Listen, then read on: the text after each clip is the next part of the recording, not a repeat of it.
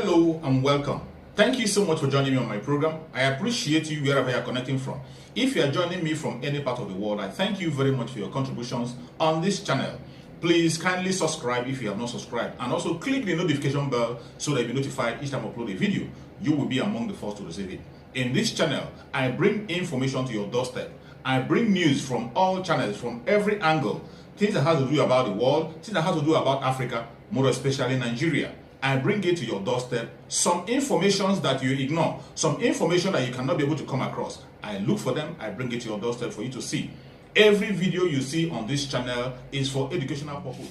But tonight, let's speak with the presidential candidate of the NNPP, a former governor of Kano State and a former Minister of Defense, Senator Robbie Musukwankwan. So thank you so much for joining us tonight. Thank you very I know much. you had a rough ride coming through from the airport, but thanks for making it tonight.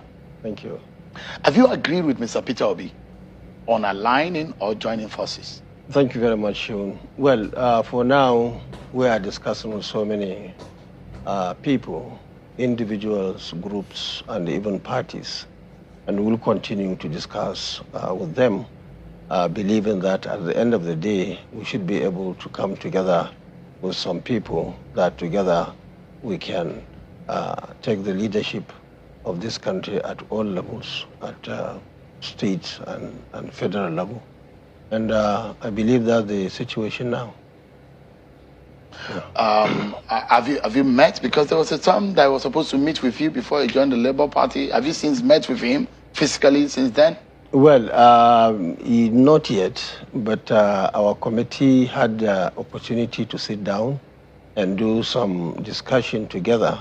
And I believe that it is highly likely that we are going to meet and discuss the issue of coming together to work as a family so that Nigerians will have an alternative to PDP and, of course, APC.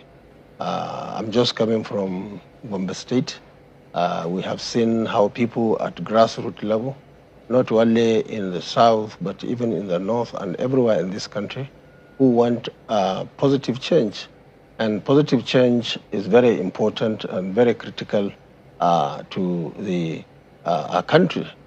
We have seen the situation today in terms of economy, in terms of security, in terms of education, infrastructure, and so on and so forth.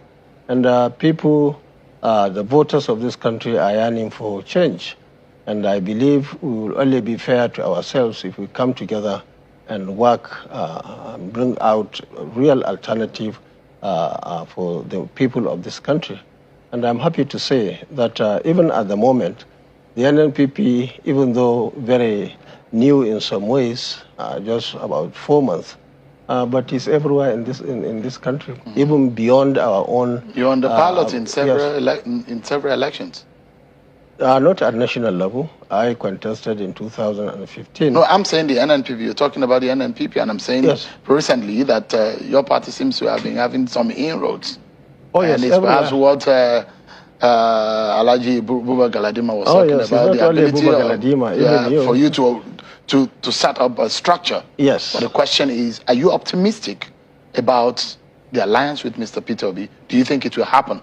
Yeah, well, I believe that it will happen, but I believe also that there are some challenges that we are having, especially from the side of the Labour Party itself, because there are so many influences, some on their side positive and even the negative side.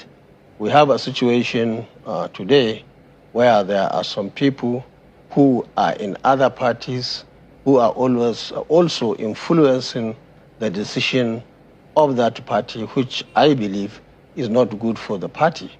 I'm just reading in the social media, and even people very close to the party, that the presidential candidate is very close to one of the leaders of the PDP, which we are trying to verify. But I think the source is very genuine. That is contact with him while he is in a party, the PDP, supporting the candidature of presidential candidate from the north in that particular party, and of course, saying that the presidency must go to the south and the other party that's in our alliance. And that's really to weaken our own party. And, so you see some war of attrition. Oh, yes. So, it's happening. And I mean, with all of this, you are hopeful that Peter Obi and Robbie Kunkunso might be on the same poster, on the same ballot for the same party. But which party could that be? Could it be the NNPP or the Labour Party? Because now merger is almost impossible now. You probably will use either of these political parties. Would it be NNPP or Labour Party? Well, my belief is that there are so many modalities that can be worked out to work together. It's just a matter of getting the right caliber of people to sit down and look at the situation as it is.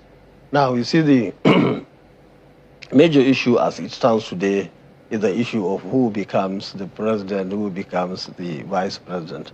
And I believe this is the time really to advise, especially those who are positively behind the candidate of the Labour Party, that this, for me, I have seen an opportunity for the Southeast to be relevant in the next dispensation.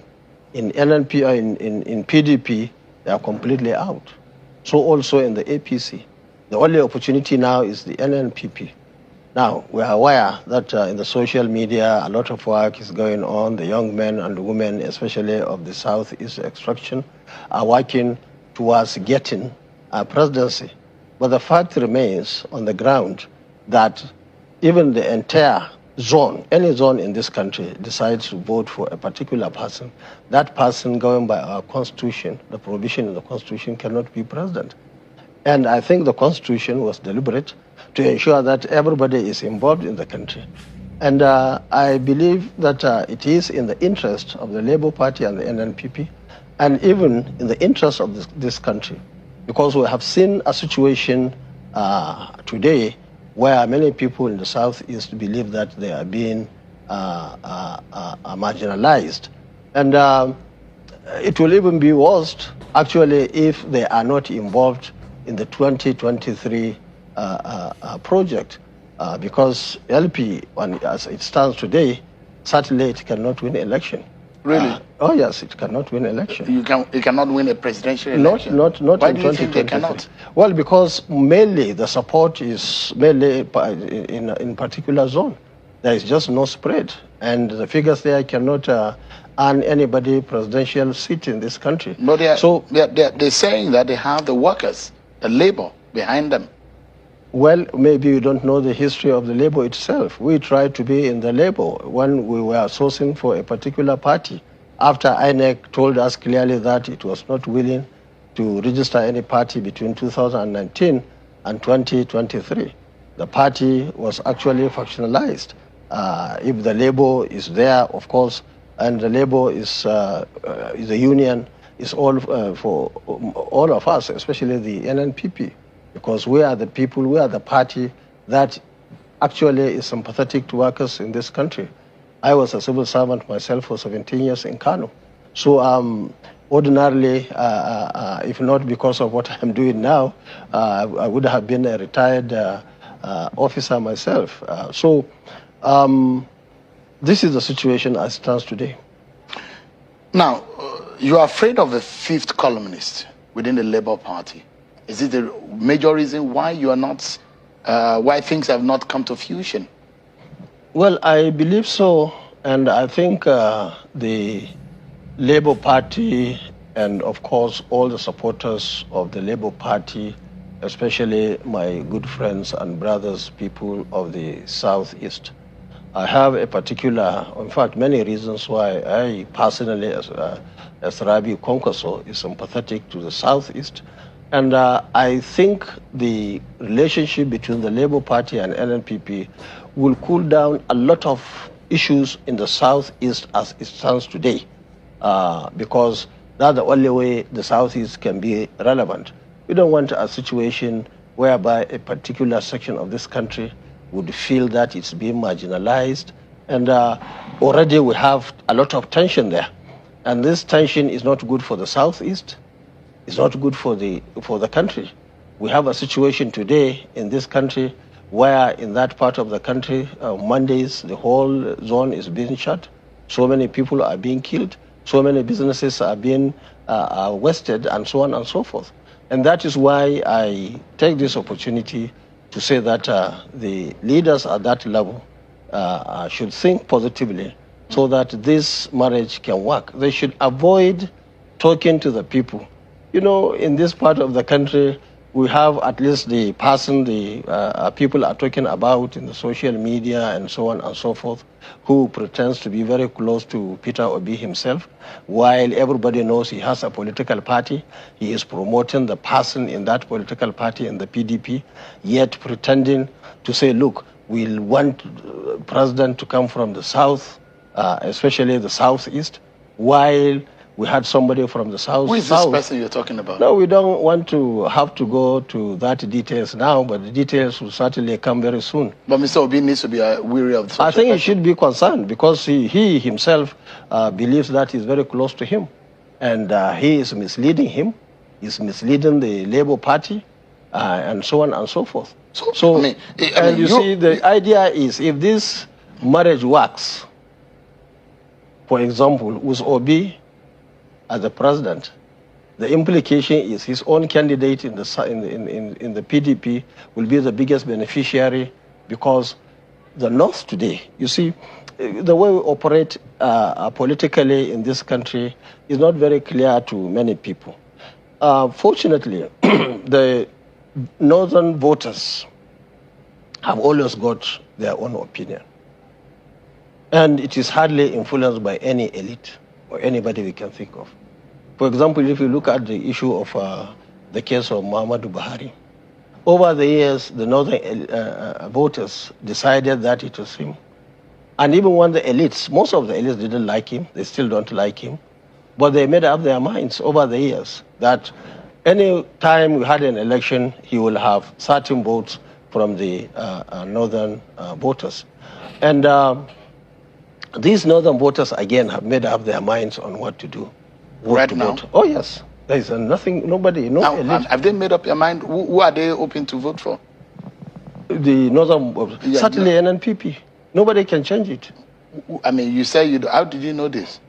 I'm just from going around the country, and we have our structures everywhere. And that's the situation. Now, you see, the game plan was to make sure that Southeast is not involved in this project. And the implication is that now is double-edged sword. If, for example, anybody, I'm not too particular about Peter, anybody from the Southeast, under this circumstance, will be very difficult, really, for voters, because they have made up their minds. I mean, so if you look in the way of someone like Kingsley Moghalu, for example, people are talking about. Who? I mean, Kingsley Moghalu, the former deputy governor of the state. Yes, Bank. yes. Are you considering him too? No, anybody. You see, we are open. We're still up to 15th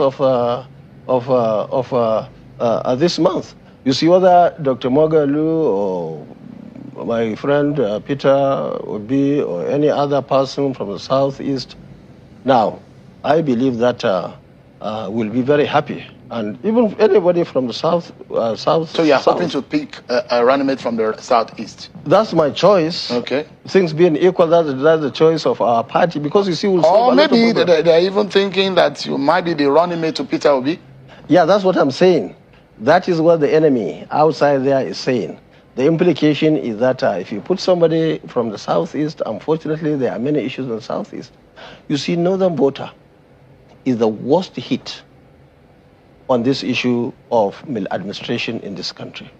But even under that circumstance, a northern voter also believes that he is better with one united Nigeria.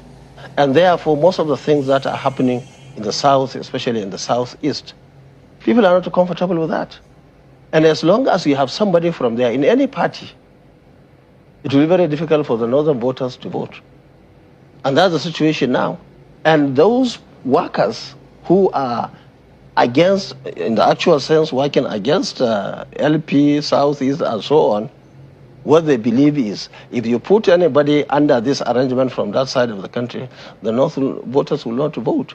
And who will they vote? Their own candidate in the southeast. I mean, in the north. So can you or would you be a running mate to Peter Obi? That's what I'm saying. Would you like to be as a person, personally? Ordinarily, you see, I'm jobless now. I'm not doing any job. So to become a vice president, you can be a vice president. But what I'm telling you is that if anybody from the south is now under this circumstance, becomes the presidential candidate of our party or any other party, the implication is that because of the activities and many other issues that are real on the ground, northern voters will certainly go for their northern candidate in another party. So the thinking is that it's not whether I like it or I don't like it.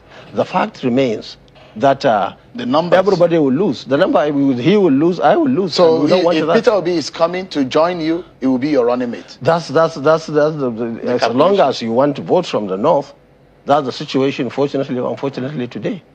Is this the reason why you said Peter Obi cannot win without you? No, I didn't say that.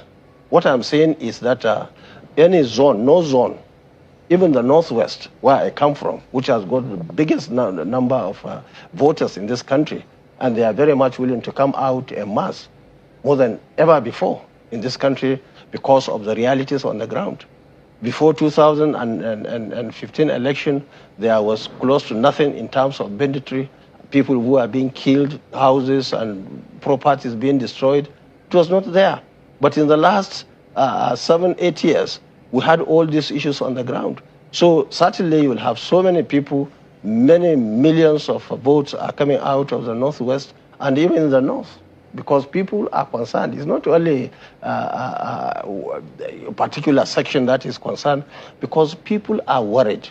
People are angry with the situation on the ground, and therefore people are willing to come and vote. We have seen a situation where we have a lot of mobilization from a particular zone or zones of this country. And as that action is taking place, there are also a reaction from all parts of this country, especially from the north. People, the young men and women are registering themselves even in the north, and I'm sure they will continue to do that, especially with the increase in terms of number, in terms of days that were given by INEC. So, you see, people will come out and vote, and they will come and defend their vote. And we are happy the president has signed the electoral law, which will make it a little bit more difficult for people to go and rig an election the way they did in the past. So, I'm very sure that you are quite familiar with what is happening online. There is a popular saying now that obedience is better than sacrifice. Have you heard that? Well, and those are the campaigners for Peter Obi. Yes, people are campaigning, are saying so many things. And you see, in politics, as you are making, pushing up something there, it causes a reaction. And you see, that sort of campaign, I hope people will look at both sides of the equation. The situation that we are today and the way people are campaigning, especially based on ethnicity, based on religion, it doesn't help anybody. What we want in this country is politics. What we want in this country is anybody who can come and bring the country together. The way we are operating now is not in anybody's interest. And people, especially politicians, are even worsening the situation. So my prayer and hope is that people will think positively. We are not campaigning based on religion. Right. I'm not campaigning based on my ethnic group or anything. So, and anybody who is doing that, I can assure you, no matter how many of them in terms of religion or ethnicity, it will fail. And that's the situation on the ground. So, your confidence now, maybe you can wrap up on the issue of your possibility of alliance, is your confidence is, should you have a Peter Obi on the ticket with you, on the ballot with you, you are likely to win the election. That's what certainly the chances will go up, because we have seen the Labour Party and the candidate himself, especially in the last few months, so many activities are taking place, especially in the social media you mentioned. You think that the presence is not really on the ground, it's on social media? Ordinarily, though some of us who are infantry on the ground, under normal circumstances, we are not worried about people up there. But the point is, you know, a lot of sentiments are going on. And I'm personally worried, very much worried, even about the security of the country. When people are talking, are campaigning in places of worships and so on and so forth, it triggers a lot of reaction. And it creates a lot of problems.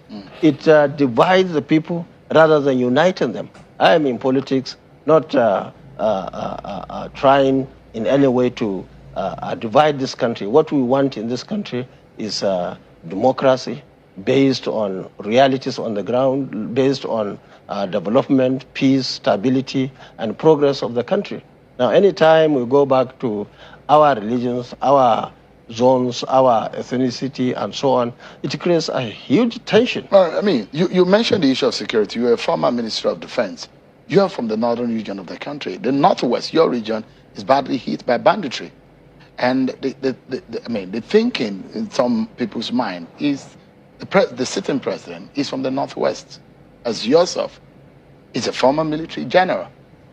Do you feel Nigerians trust the confidence that comes from those who think and say that they can fix the security situation of the country? I mean, from the experience that we've had in the past, when you say you have a solution to it, how can people trust you? You see, as we always say in NNPP, and I believe the people of this country, especially the voters, the masses, the telecows of this country, we all believe that PDP and APC have failed. I was there in the PDP, I was in the APC, I have seen the way they operate. Certainly, that's why we have the issues on the ground.